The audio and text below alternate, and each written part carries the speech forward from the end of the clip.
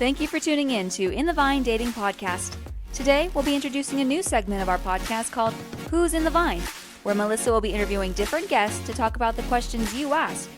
Today, we'll be interviewing Apostle Robert Enos, pastor of Greater Works Christian Church and host of Table Flippers Podcast, and he will be discussing the topic of biblical masculinity and answering the questions you asked on social media. We are excited to introduce this new segment of our podcast, and remember to follow up every Thursday, where we will further discuss any topics or responses you may have to these new segments. Please enjoy, and don't forget to like, share, and subscribe. Hi everybody, welcome to In the Vine Dating Podcast. It's your host Melissa Chavez, and as you can see, my friends threw me out into the wolves today, and I'm here by myself with my guest that I'll be introducing in a moment. But as we announced on our Instagram stories, we're unraveling something new, and that is episodes coming out every Monday. And so those episodes are branching out from In the Vine, and we've decided to title it Who's in the Vine. So as you know, me and the girls can really jive about any topic, and we can quote unquote pop off, right? But we just wanted to take the time to interview people one-on-one and hear different perspectives. I think talking about biblical masculinity as women is one thing, but hearing it from a male's perspective, for example, is going to be completely different. So with me today, I have the leader of our church, Greater Works Christian Church. You guys have heard us brag about our leaders. And so we finally get to interview for the first time our main leader, I guess, for lack of a better term, Apostle Rob Enos. Hello everybody, it's a great honor for me to be here. Thank you for having me. Of course. I just don't know really what you got yourself into, but we'll have fun unwinding all of this. Yeah, so one thing about our apostle, we call him A-Rob for short, so you're gonna hear me use that term a lot, or that name reference, is that he also does podcasts. He's Table Flippers Podcast, and so I highly recommend that you check that out. He just did a few episodes with a guest from South Africa. Those are amazing, so definitely go and check out from beginning to end. Make sure to download the podcast. It is hot fire. So, A-Rob, I can already hear people saying, well, that's your leader. Of course you're gonna interview him, but I want to brag about this man a little bit because I know that he probably won't do it, at least not at the beginning of the show. And so what I've seen under the leadership of A-Rob and the rest of the leadership at our church is, when people come in by nature of being under the leadership, and of course we give credit to God first, right? It's first God, first his discipleship, and the people that he's put over us. I've seen exponential growth in each and every single person, including myself. But what I want to highlight today is the growth that I've seen in the men that come to our church. They start out really as boys, and throughout the process of time and through discipleship and all that, now a lot of them have families, have thriving careers, and so I know that a lot of them have been mentored or discipled by A-Rob, and so we just wanted to bring the man, the myth, the legend. I'll try to live up to that. Yeah, there you go. So what I brought him on here for is to discuss the topic of biblical masculinity and also traditional gender roles in the family unit. And so, well, not just in the family unit, in society as a whole, really. And so I'm really just going to let him get started. Like, A-Rob, what do you think, what draws your attention when the topic of biblical masculinity comes up?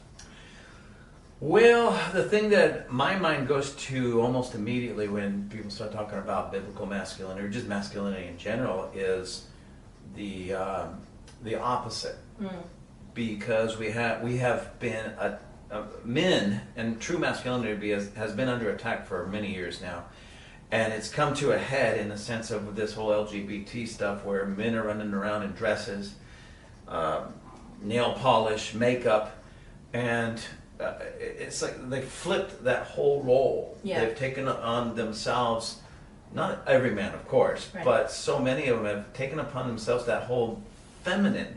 They've been so feminized that many of them don't even understand what it is to be a man anymore. Yeah. And not even the one that's like wearing the dress. Sometimes the other guys around, because that's been pushed upon them and they see these other guys in dresses, sometimes they don't even know fully what it is to be a man. And we have these weird concepts and ideas floating around out there of what true masculinity looks like. And the reality of it is it hasn't changed since God created Adam. True masculinity has not changed, no matter how much we change. Right. So, first thing when they say masculinity, boom, but look at this mess that we have over here, and we have to figure that all out so men can have a better understanding of what they're supposed to look like, act like, think like, and so on. Yeah, and I agree. It has been attacked so much, and so I know that at least in one of your podcasts, or more than one, you talked a lot about the toxic masculinity, right? And so how men being men is considered being toxic masculinity. And I think that in a lot of ways, unfortunately, and I think for one, they should have never used this as a cop-out, no offense to the men, but I do see a lot of men backing down from exercising their, God-given authority and God-given position in any setting and in any role. And so what are your thoughts on the toxic masculinity? Okay, here's my thoughts, and I have to explain this. But my initial thought is this. There's no such thing as toxic masculinity. I'll explain why. Okay. True masculinity is not toxic. It never has been toxic and never will be toxic. What is toxic is when men no longer truly act or live masculine. For instance, they say, well, what about the man that beats his wife? Well, that's not masculinity, because masculinity protects. That's good, yeah. So that's not toxic. Whatever that person, that male, is going through and doing, that's not true masculinity. It's a farce. It's a lie. He's living a lie. And society just points at toxic masculinity. Yeah. No, that's opposite. And usually it's when men are feminized that they become toxic, because they've taken upon themselves a role that they're not created for. And thus men don't know how to be women.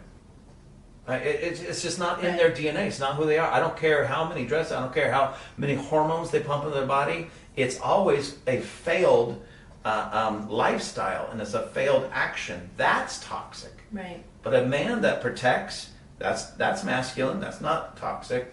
A man that provides, a man that is strong in his beliefs, and it doesn't force it on people, but doesn't back down from it either. None of that's toxic. Right. But that is masculinity. That's what masculinity looks like. Yeah, that's really good. And I think I remember reading an article. It's been some time now. It was probably at the end of last year, where it talked about, because unfortunately with today's day and age, not only that, but a lot of men have become recluse to the point where they really are just living these cyber lives, right? Oh, yeah. Where now, for example, it's a dating podcast, so I'm going to bring this up, where a lot of men are afraid to even approach women because of that fear of rejection, that fear of being torn down. And so what's happened is that there's been this increase, right, in the online dating. And so in the blind dating, what we're trying to do is, not necessarily discourage people from doing that, but encourage these live interactions, right? Because as we're taught all the time here at church, is men are hunters by nature. And so being on the screen, that's not really much of a challenge, right? And it's presents this whole idea. So what are your thoughts about that? Because I know because of that, I've seen a lot of men get into the gaming, get into all this nonsense, where it's really just created this, not necessarily toxic masculinity, but a toxic environment, because now men can't really thrive because they themselves are emasculating themselves, Yeah, exactly. And let me just say this about the online dating. I'm not 100% opposed to it. Just because our world has changed, and it's the new meeting place, and at least people are meeting, right? But I know too many young men, especially upwards of 30 years old, that are still, their whole existence is playing video games. And I'm not even against video games. Every now and then I like to play Call of Duty or whatever, but I don't live there. Right. I take care of my business first. And you see, that's not toxic masculinity, but that's toxic immaturity. Because I don't care if the person's 30, 40, 50, or 15. At 15, he can get away with it. Yeah. But when they're not rising to the occasion and looking for a wife, taking upon a wife, building a career, and they're still 30 years old or 25, 30 years old, still living with mom and dad are paying all the bills, and they're just playing video games. Yeah.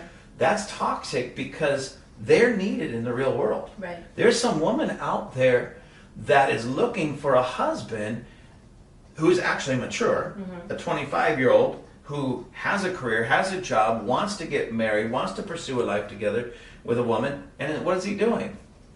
Right. You know, until all hours of the night. And not producing. And that's what men are supposed to be. They're supposed to be producers. Supposed to be Who are you protecting when you're locked away in your bedroom until 3 o'clock in the morning Right. playing a video game? Yeah. Who are you providing for? Who are you fighting for? Whose life are you changing? Yeah. By the time a young man hits, say, 25 and beyond, especially, if not fully in a full lifelong career, at least well established, that he's somewhere in that career, or pursuing a career, pursuing a wife, pursuing children, pursuing owning land, pursuing creating a life for not only for himself, but his wife, his children, and the community around him. Mm-hmm. Stuck in some bedroom somewhere playing video games does nothing for anybody. Right. He's not adding to society. He's not adding to culture. And so this disconnect from these young men that don't know what it is to really be a man, it's gotten me concerned, not just for them as an individual, but for all of culture and society. Mm-hmm. Because where are the men? Right. Where are they? Why aren't they producing? Why aren't they getting a job and building a career and building a business and taking on a wife and having children and raising up those children? So we have this huge gap in culture and society, right, where and who's to blame? It's the toxic immaturity in many males, not toxic masculinity. Right, and it's true, because a lot of males, what's going to happen when they're immature, that's when the promiscuity starts happening, right? That's when they start dating multiple women, or they start talking about these things. I remember just recently somebody said, it was actually during our Sunday service, somebody said if the man is talking in a shrewd way about women, it's more than likely because they themselves are not in a position to get women. And so they start objective. It was definitely different words were used. But the point is still true, right? The moment that a man feels rejected or their ego is affected, that's when they start disrespecting women and all that. I mean, as a woman, I can definitely see even the other side of the coin with that, right?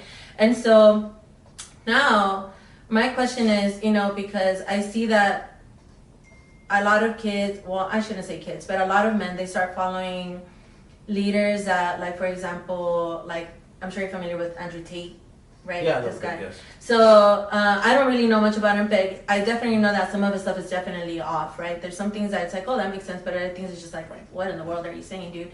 And so, but people start looking at that because it gives men space, it gives boys the space to be men. But we know that men can't be men without the true man and the true Christ, the true right, Savior, right? Because that's what brings in the identity as a man. Mm-hmm. And so then for men, for boys, whatever, that are just like, okay, you know what? Because there has been such an attack on family, on women, on men. And so I feel like a lot of people, they have a lot of good information and they have a lot of good resources and they have a lot of voices that are speaking to them. But I've seen the fruit that has come out of our church, right? Mm-hmm. And so then what do you suggest, or how do you start discipling men, telling them like, hey, this is what you should do? How do you get them started on that path? That's a fun one. Because over the years, I've had those conversations with some of the young men that, well, they were at that age where they should have been finishing up with college, finishing their education, getting a career, starting a life together, and they were still content living at home with mom and dad. Yeah. And what was sad to me was their mom and dad was content with them staying at home. Good point, yeah. And for my kids, I love my kids very much, and I love hanging out with them. I love being around them. But I also knew instinctively they're hitting that 18, and for us it was like 17, 18. All my kids were out of the house by the time they were 18 years old, and did fine. Yeah, did great. So when I hear these people say you just can't make it today, that's garbage. Right. The person saying that can't make it because they're too busy doing other things than pursuing a life, a career, a family. They're pursuing nonsense. Yeah. So it's doable. But I started just a moment ago saying I'm not against online dating, which I'm not, but I want to qualify that as well. That to me should be the latch ditch effort. Right. Because what every one of us, men and women, but especially you men, especially you young men, you need to learn how to be able to look a girl in the eye and talk to her and carry on a conversation. And unfortunately, I see too many young men between, say, 18 and 30 that are more comfortable behind a computer talking to a girl that they can't see. They have never really truly met, at least in person, but they can have that keyboard courage. Right. But they have no courage to actually approach a woman Right. and say, "Excuse me, my name is so-and-so. Can I buy you a cup of coffee? Can we sit down? I would like to get to know you better." Mm-hmm. You would be amazed, guys. This is what I've seen, and this breaks my heart. Even with some of the young ladies in our church, I say this as humbly as I know how to. Our church is the most beautiful church on the planet. We don't have any ugly people in our church, especially our young ladies. They're gorgeous. Why our church isn't filled with young men looking to get to know these young ladies and pursue a life with them boggles my mind, because when I was 16, 17, 18 years old, I was chasing the young. When I say chasing, I'm not talking about sexually. I'm talking about wanting to get to know them. I kind of liked being around the beautiful women. And so when I see the beautiful women of our church, and there's no guys pursuing them, it's not the ladies' fault, guys. Stop playing video games. Get off the computer. Go to where some good, solid Christian women are. Introduce yourself. And then let nature take its course, as they would say. You just might find yourself a wife and create a whole life together. But you have to put down the Xbox controller or the, what is that? PS4, whatever it is. Whatever it is. Put down those controllers and get out there and meet some people. That's why I really appreciate what you're doing, because you're creating an environment for real world interaction. Right. Yeah. And I think, I'm not speaking for every Christian woman out there, but I think that's one of the frustrations, right? Where it's like, and it sucks to say this, but it's like you are able to find more manly men, whatever that means, out in the world, more than you're able to find it in the church. Because in the church, I remember I posted this thing on our page, and somebody was like, "Oh yeah, that's why you should date a Christian man," or something like that. And I was like, well, news to you, buddy. They're not all necessarily going to be men of integrity, men that carry a strong ethic, a strong conviction, or anything of that nature. I think I found more pansies in the church than I have out in the world. You know what I mean? And so then to me, what you're saying is absolutely true. And again, like, because I never want to be that kind of place that's like lopsided, right? Where it's like all the men or the women, because we all understand that we have our place in it. But when it comes to that, I completely agree, because a lot of women, we're pretty much open, I think. But even if we're not, what gets me is like, since when did men like stop being okay with like facing hard things, right? You're gonna have to face rejection, you're gonna have to face some sort of like letdown, or in order to be able to find a good thing. And so one thing that I do like that you're doing with some of the other men in the church is I don't remember exactly what you guys called it, that's similar to the summit. Yeah, well, we called it the summit, but our own summit. There you go. Yeah, so tell us about that. Tell us about the summit. Okay, so in a nutshell, the summit, which you can look at this if you want to get more information, TPUSA, that's Turning Point USA, with Charlie Kirk. They have what they call the summit, the men's summit. And basically they take you away for about 4 days, and it's grueling. Very little food, very little sleep, marching all day, carrying a pack, plus about a 35 pound weight on your back, marching all day, doing really extreme hard things. And what they keep pounding into us is men do hard things. And it may not seem like, oh, that sounds stupid. That doesn't sound like, it wasn't fun, I'm not going to lie. But at the end of it, what I came away with it, and at my age, I went into that 56 years old. I was one of the oldest guys on the team, and I made it. So it's very doable. But I also came away with that sense of, you know what, men do hard things, and we have to sometimes purposely put ourselves in situations to overcome those hard things. So when we got back from that, myself and 2 other guys from the church went and did that. We decided to put on just a one-day mini summit here at the church with some of our guys, and we just did it in one day, same types of things.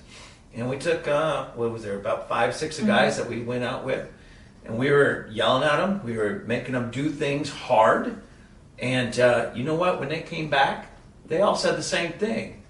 That was terrible going through it. It was horrible, and granted it was, but at the end when they came through it, and they're standing there and said, I survived this, men do hard things, I survived this, they came away with a sense of healthy pride that says, yeah, I can tackle anything in life and make it happen. And that's what that was designed to do.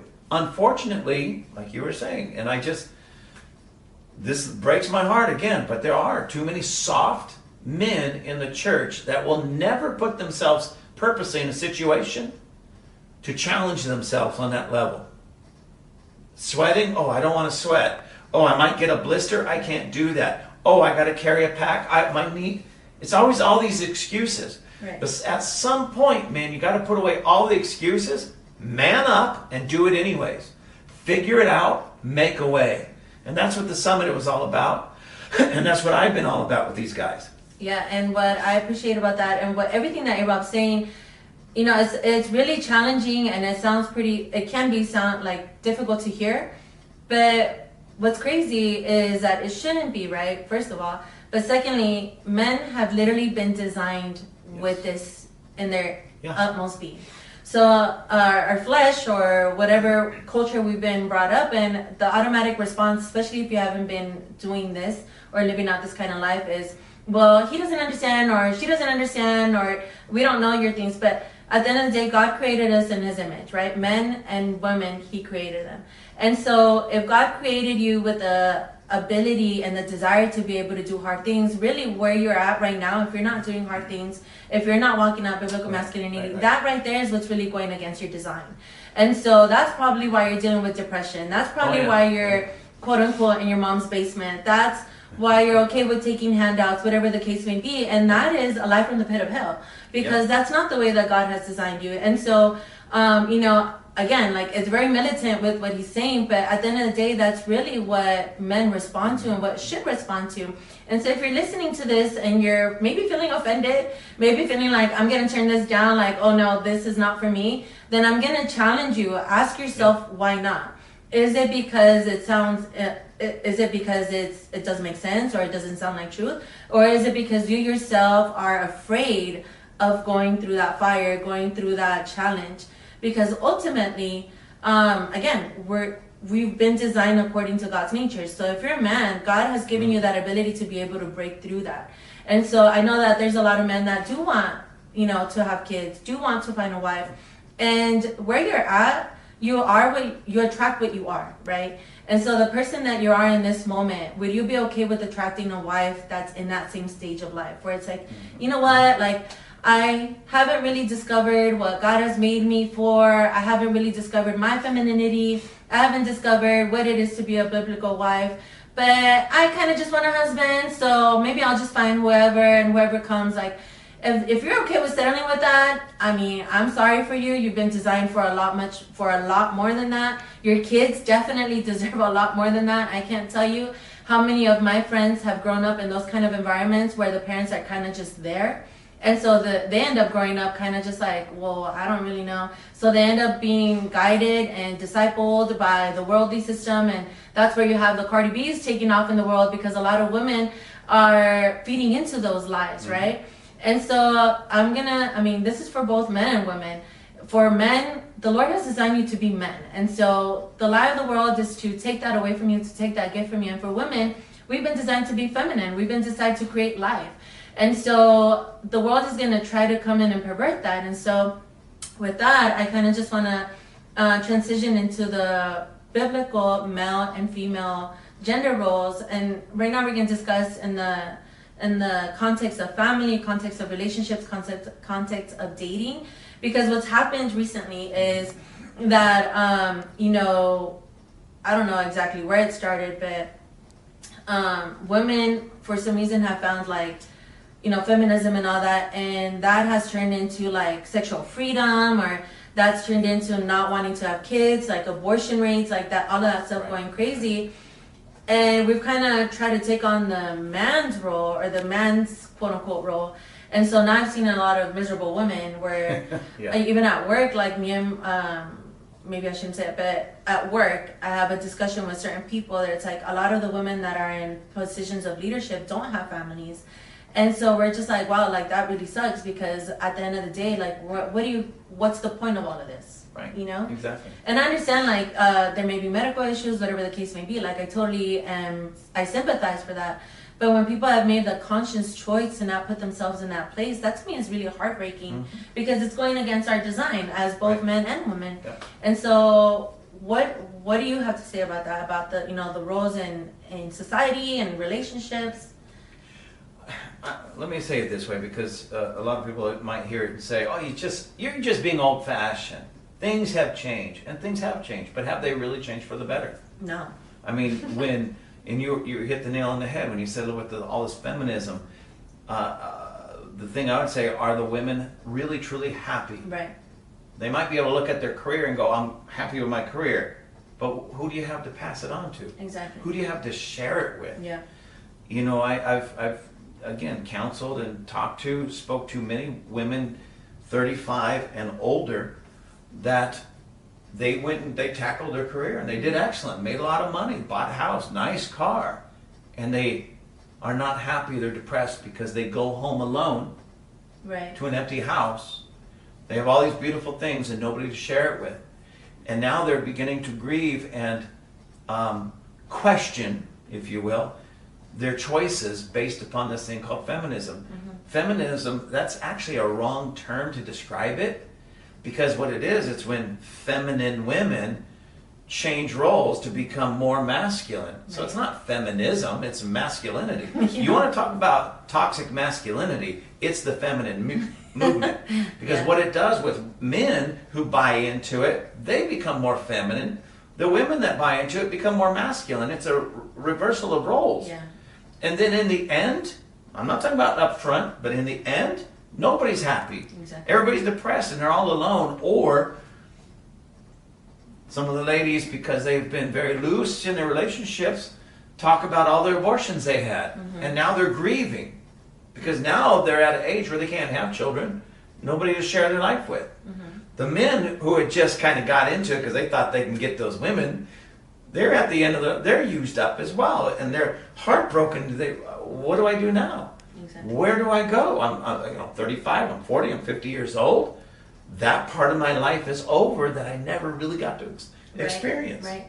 And so there's this huge question, this emptiness that they'll never, ever be able to get back, because the years that they should have been pursuing family and children and marriage, building a life together, they didn't. Right. And then they get to a certain age, well, I guess I can still get married, but you can't go back and pursue all those other things. Yeah. And it's an emptiness. I agree. And I think, well, there's so many things. There's so many veins. There's so many, there's so many things that we can follow, right? But I think going back to the gaming, the online dating, and all these things, there's been a lot of choice now, right? Like, for example, before, back in the day, maybe not your days, who knows? It was much easier, right? Because you were limited to your community, right? Yeah. The people that you were dating. So now it's opened up where it's really worldwide. Like, you can be on a dating app and you can be connected with somebody in like Dubai or something, whatever. Yeah. And so I know a lot of my counterparts, a lot of contemporaries, there you go. What they do is they get afraid of like, well, what if I'm settling here? What if I'm doing this? Like, what if this isn't the person? Like, and Christianity, we bought into this life. And I'm not saying that there's not a person that God has for you. Like, I'm not saying that. But I think there's like this fairy tale notion to that as well. Yes. Where it's like, the world says soulmates and all these things. But I think at the end of the day, like, the person that you decide to make something work with is the person that something's going to work with. Yep. Right? And so then, what would you say to that for like both men and women that are like, well, I don't know, like they're just afraid of the commitment of settling down. Like, how would you bring peace into that situation? Okay, first, like you touched upon, God does have that perfect man or spouse. But most of the time, He works out that perfection in us in a organic, natural kind of way. There's not too many people that I know in all of my years that have said, God spoke to me, that's my husband or that's my wife, we got married and been happy ever since. Yeah. It's usually that organic thing, somebody asks somebody out, they go on a date or group dates or whatever, they court, and it just works out, and then they realize later in life, that's the perfect man or the perfect woman for me. Mm-hmm. And that's why God does it, because he doesn't take the excitement out of it. So he's, among other things, he's also Jehovah Sneaky. He sneaks those things in. Okay. So if you're dating somebody, the guy dating a girl dating a guy, and they think, well, there might be somebody better out there. Let me get online, let me do this. Well, maybe there is.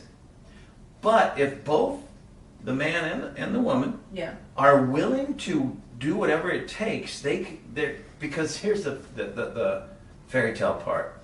Oh, I found Mr. Right or I found Mrs. Right because it met all my immediate criteria. Mm-hmm. That still will not make or guarantee a long-term relationship of happiness for the rest of your life, because immediate criteria was met. Right. The criteria, I mean, don't get me wrong, you want to have some criteria, you want to pick one that's right. Right. But at the same time, the one that's really right is the one willing to do whatever it takes to make the relationship work. Yes. Yeah, that's really good. Yeah, and so it cuts out that whole fairy tale nonsense, and yet at the same time still creates a fairy tale. Yeah. Because within any true fairy tale or just sparkly relationship, you find two people that are willing to make it work. Yeah, that's really good, because essentially the world's way of defining fairy tale is in the initial beginning, right? Yeah. It's like when two people come together, that's the fairy tale. But with the Lord, as you just mentioned, the fairy tale is unraveled. It's the ever after. It's not just the explosion right here or whatever. Because a lot of the relationships that have been successful, that I've seen, that people have told me about, that I've witnessed, are those that start out kind of rocky at the beginning, where it's like, well, I'm not quite sure, because people have exercised a little bit more caution. Right now they're kind of making sure that things align, because it's true. We actually just talked about this in the last episode, where we talked about the list, where a lot of people use the list, the Christian list, to write out the things that they need for the immediate right now.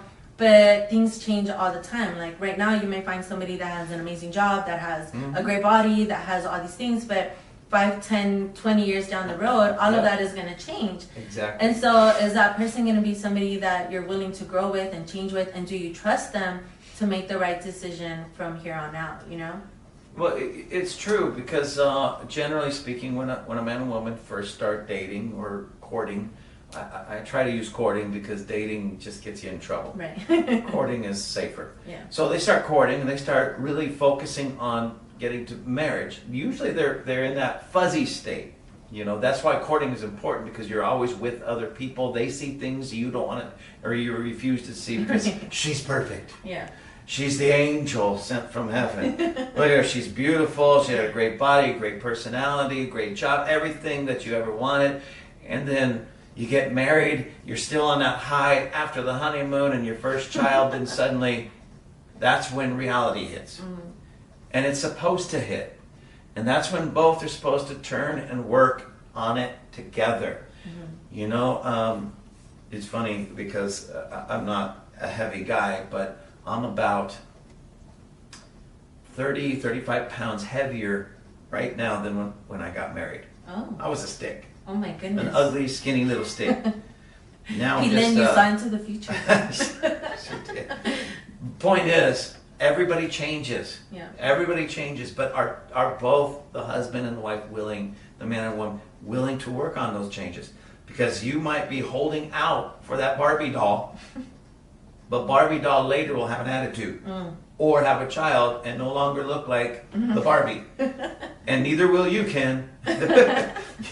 Life happens. Yeah. You might have this fantastic job in a career. What if that whole career blows up and you have to go flip burgers? Is she still going to stay with you, or are you going to stay with her until you work things out and make it happen? Life happens. There's this thing called life, and it happens. It's not the fairy tale. Everybody wants that, and I agree. There should be warm fuzzies in the beginning, but those warm fuzzies should turn into a commitment that goes beyond everything else, when body types change, when careers fall apart, when evictions happen, when sickness happens, you never give up. You keep pursuing it together. That's good. That's the true fairy tale.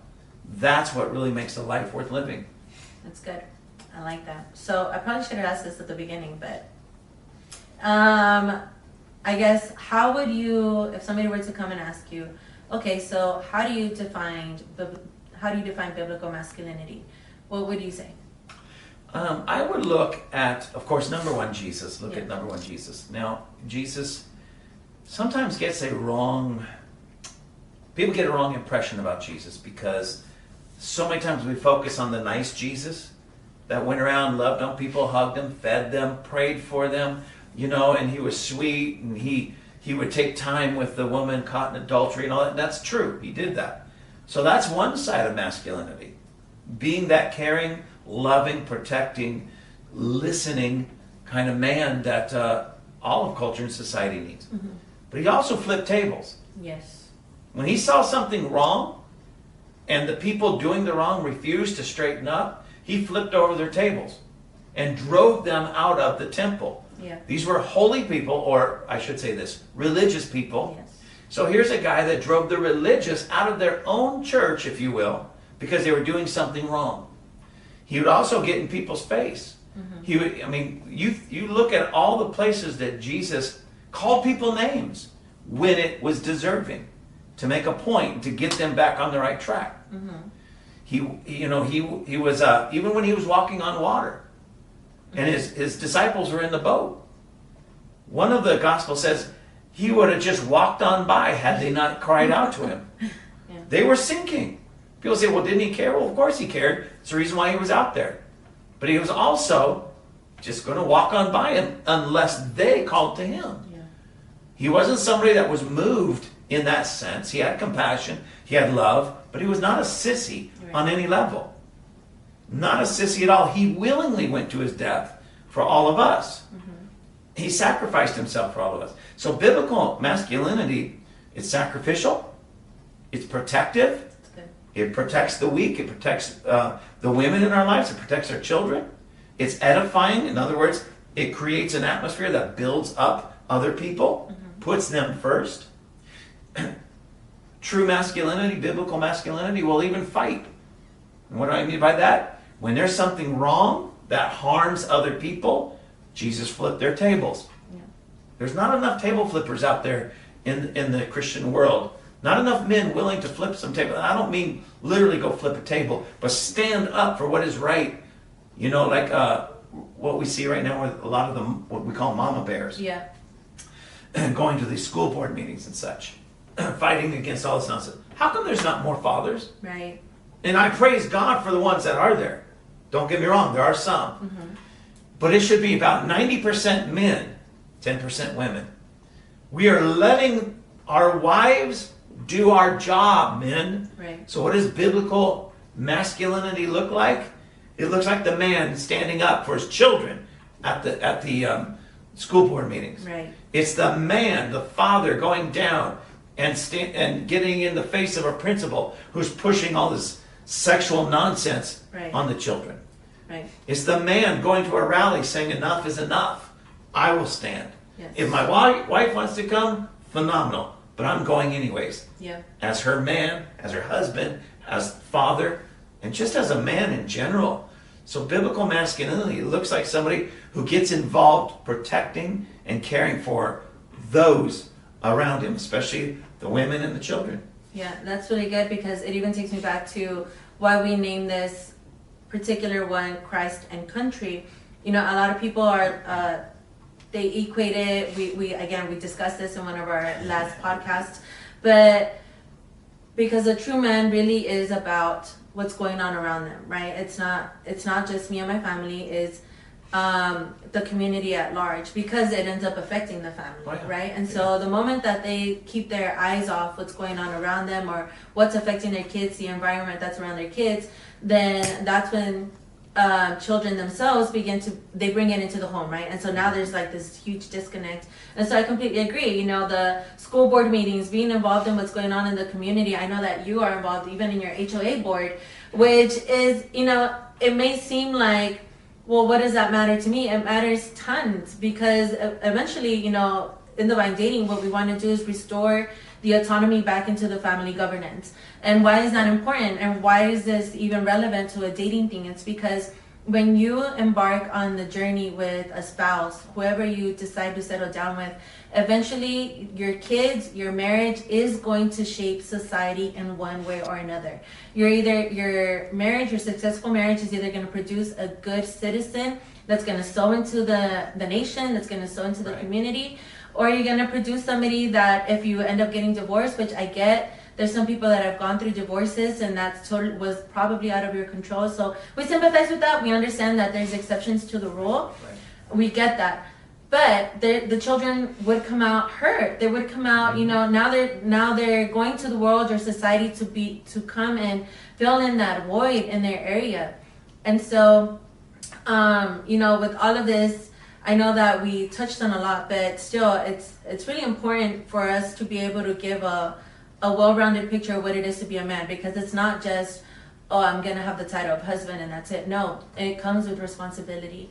And so now, just want to wrap it up with going back to the traditional gender roles. How would you define that? Because I know that we talked on feminism and all that good stuff, but a lot of people have dwindled it down to who pays for the meal, who does this, like, which is really, I mean, it has its place, but in the grand scheme of things, like, it really does not. But how would you describe that in the long term? Like, when somebody is going out and they want to court somebody, how would you define that in the courting and the marriage? Okay, let me start this again. Courting. I don't believe in dating, because dating just opens the door for problems. You know, premarital sex and things of that, which I know a lot of you guys are like, yeah, that's what we want. Yeah, you may want that, but it sets you up for a lot of heartache in your future. Absolutely, yeah. And you never want to, or you should never want to, how can I put this? Put that woman, especially if it's somebody you really care about and you have an idea you want to marry her, put that woman in a compromising position, because what you are doing is you are setting her off from a place of protection and bless. You're doing the opposite of what you were created to do. Yeah. So court her. Now the idea, and I know this has always been funny to me, but I'm old school and I still believe this. A woman, if she's with a guy, should never have to pay for her meal. If there's a taxi involved, or I guess Uber these days, should not have to pay for it. In that sense, should not have to pay for anything on that date, that courting time together. Even if they're with a group of friends, he still should take care of everything. People say, well, you're just being old-fashioned. Yeah, because it works. Yeah. It sets a precedent from that very initial onset, from that relationship. I'm here to take care of you. That doesn't mean that the woman, the young lady, can't have a job, a good job, a career, and things like that. It means that the man is setting a precedent. I'm protecting you. I'm building you up. I'm covering this. I'm providing for you. Right. And it should be right from the very beginning. So guys, number one, get out there and start talking to the ladies. And number two, be ready for her to say yes to that time together. Good, yeah. And be ready to pay for it. Yeah. Be ready to pay for it. On that first, if you will, date, courting, I don't think you should pick her up. She should meet you there. Maybe ride with a friend. You and your friends go out with her and her friends, and you meet. But the moment you get together, you pay for everything. If you go to, I don't know, where's a nice place to eat? If you go to a steakhouse, Baracoa, yeah, you pay for her meal. You pay for her soda pop, her drink, her whatever. You pay for it. If you guys go to a movie afterwards, pay for it. She wants popcorn, pay for it. She wants Milk Duds, pay for it. Because what you are doing is saying, you are so important to me. There's not there's no amount of money that I'm not willing to give to win your heart. And so many guys are saying, yeah, we're going to go Dutch. I told my daughters, that guy wants to go Dutch? You just say, see ya. Call me, I'll come pick you up. I'll take you to dinner. I'll pay for it. I'll take you and buy popcorn. I'll pay for it. Yeah. Because I want to show my daughters and the ladies around us what a real man does. Right. He takes care of business. He takes care of the people in his life. He takes care of the women in his life. He takes care of the children in his life. He doesn't put that on anybody else. Certainly doesn't put it on her. And then when you're married, you do the same thing. Doesn't mean that her paycheck doesn't come in. It just means you are the one foremost paying for the home, paying for the cars, paying for the gas, paying for the clothing, taking care of her. Yeah. This is why it's always so important for men to always make themselves more marketable and better themselves. Because then they'll have more to do, more finances and resources to take care of more people and more situations. Yeah. And what I love about that, Rob, is that, you know, I think, again, it goes back to even why courting is so important, because it allows you to see, okay, if the woman is somebody that's worth of that investment, right? Then you're going to see how she stewards your time, how she stewards your investment. Yeah. If she's somebody that's like reciprocating to that, then you're going to be like, oh, okay. And it's going to want to make you pour out more, and the woman's going to be receiving more. Yeah. And that's the thing about women. It's like, we have this God-given gift that we're able to take what's given to us and create something completely abundant with that.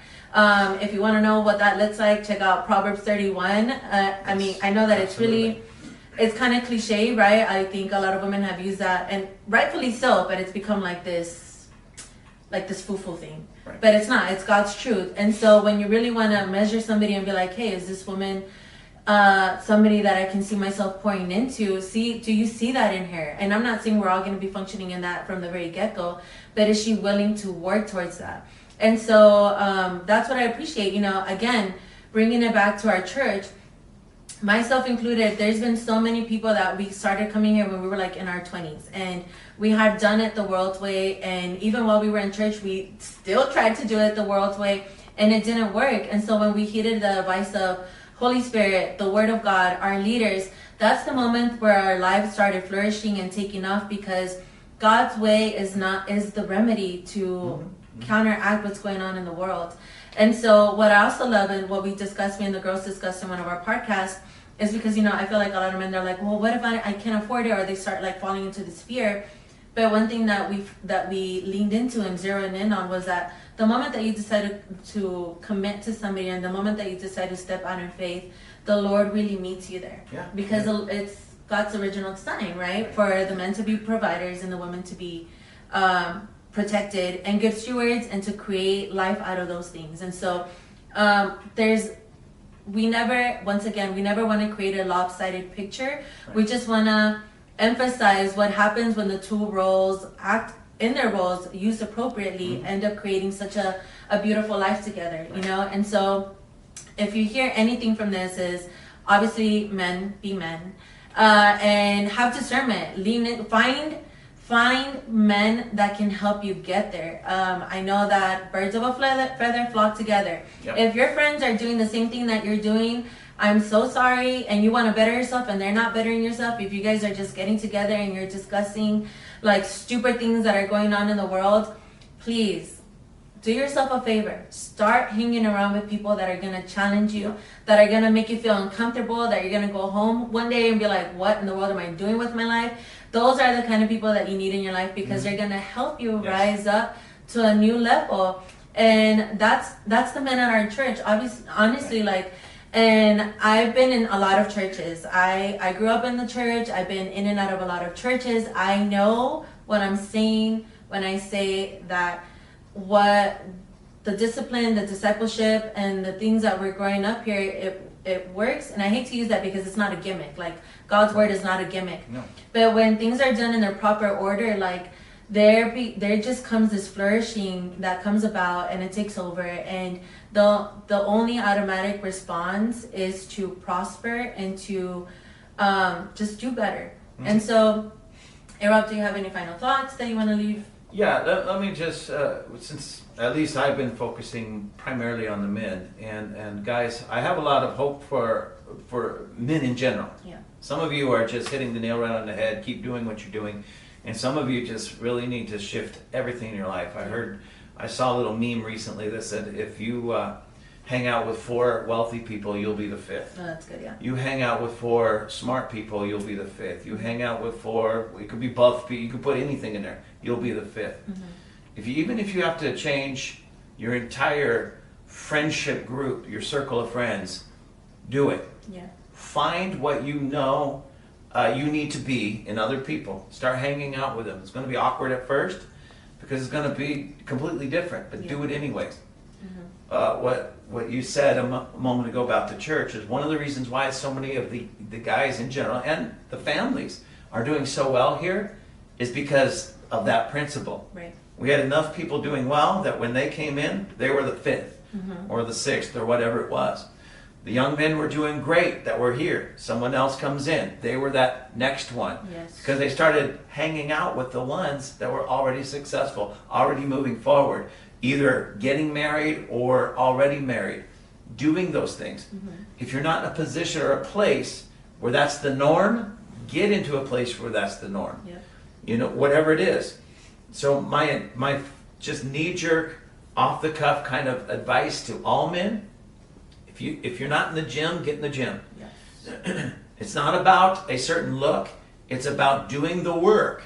And it does something to you. And you walk out of the gym feeling like, I can conquer anything. That's right. It's just, not only is it healthy, but it's mentally and emotionally healthy. If you don't have a job, get a job, any job. Just start working somewhere. Yes. If you're already in an entry-level job, quit demanding a living wage and make yourself more marketable to earn a living wage. Change from the simple entry-level job to a more of a career job. If you don't have the education for it, get it. If you say, well, I'm not into college, that's just not my thing. Okay, go to trade school. Learn welding, learn mechanics, learn something that you can then take for the rest of your life and grow in it. Yes. And last, get some healthy places. Not the bar, not the club, a good church or something of that nature where the opposite sex is hanging around, and go meet them, greet them, and shake their hands and get to know them. I'm not saying you're going to walk into a church today and tomorrow get married, but you're in a place where you can meet some decent women, and decent women meeting decent guys, and then you just let nature take its course if you're there for the right reasons. Right. If you're there for church and you go run off and play video games, probably not going to work. No. But if you're there, hey, would you like to go out to lunch with me afterwards? Our group is going to lunch. Would you like to join us? It creates an atmosphere in a way for people really to make those good, healthy connections that lead to something positive, Right. not something destructive. So get out there and do the things that, well, are typically masculine, Yeah. and be a man. That's right. Christ and Country Dating Mixer. We're done the work for you. Come on. There you So go. check us out. Hey, Rob, thank you so much for having us out. I'm Thank sure you. it's not going to be the last time. Last time, yes. We're definitely going to have you out. We're so excited. Thank you. Don't forget to check out Table Flippers podcast. Yes. A lot of gems, a lot of stuff that's going on in the world, in the church, in the world. That's definitely a good place to start. Fill your mind, fill your heart with good things. But of course, the Word of God is always first. And don't forget to subscribe if you're on YouTube. Don't forget to download our episode if you're listening on whatever podcast platform. And don't forget to check out our page on Instagram, inthevine.dating. And of course, sign up for our event coming up November 18th in Lancaster. You can sign up at inthevinedating.com. Thank you so much for tuning in, and we will see you soon. Thank you for listening. If you liked this episode or we answered any of your questions, or you have a question that you would like to be discussed in future episodes, let us know in the comments or share on social media. You may also email us at inthevine.dating@gmail.com. And don't forget to visit our website for more information about our upcoming events on inthevinedating.com. And be sure to hit subscribe so you won't miss out on the amazing content and guests we have lined up for you. Shalom and God bless.